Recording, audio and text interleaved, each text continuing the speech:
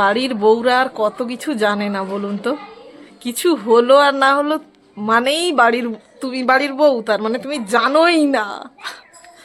ধরুন গল্পের মতো একটা জিনিস বলছি, না গল্প হলেও সত্যি।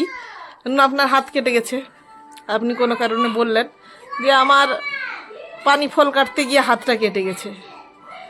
তখন সবাই জিজ্ঞেস করবে কী করে কাটলো, কী করে কাটলো। আপনি বলবেন পানি ফল পড়তে গিয়ে কেটে গেছে।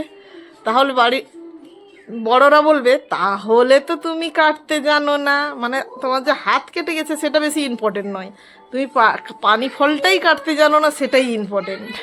তাহলে তো তুমি পানি ফল কাটতে জানো না। তোমার শাশুড়ি মাকে দেবে, দেখবে কীরকম সুন্দর করে কেটে দেয় পানি ফল। মানে ভাবছি যে হাতও কাটতে পারে না, মানে আপনাকে এতটাই ঘরের বউকে পারফেক্ট হতে হবে। দারুণ ব্যাপার না?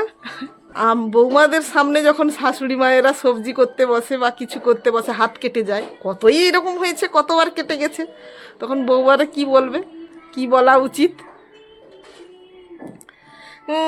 বৌমাদেরও তো বলা উচিত যে তার মানে তো শাশুমা তুমি সবজি করতে জানো না, বলা উচিত। তাহলে তো বলা উচিত এটাই, তাহলে তো জানে না, মানে হাত কাটতেই পারে না, আপনি এতটাই এক্সপার্ট হবেন, তার মানে সেটা তখন কে বলবে বলুন তো? সেটা তখন কে বলবে?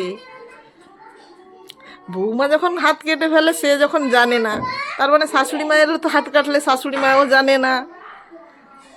তখন সেইটা নিয়ে যে হাত কেটে গেছে তখন সেইটা বড় ব্যাপার হয়, যে শাশুড়ি মায়ের হাত কেটে গেছে তখন সেটা বড় ব্যাপার হয়। কিন্তু যখন কোনো বউর হাত কেটে যায় তখন বড় ব্যাপার কি হয়, সে সবজি করতে জানে না, সেইটা কাটতে জানে না।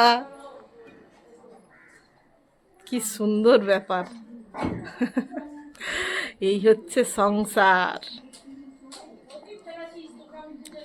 তবুও সংসার সুন্দর। হ্যাঁ, একটু একটু হয়েই থাকে ঠোকাঠুকি, বলুন কি, তাহলেও সংসার সুন্দর। এইরকম একটু একটু ঠোকাঠুকি লাগবে না তো কথোপকথন হবে না তো মজা কি করে আসবে বলুন? সংসার কি সুন্দরভাবে চললে তো সংসার না সেটা। সংসারেও তো অনেক ধরনের পলিটিক্স চলতে হবে, তাহলেই তো মজার ইন্টারেস্টিং লাগবে, নাহলে তো সব একঘেয়ে হয়ে যাবে।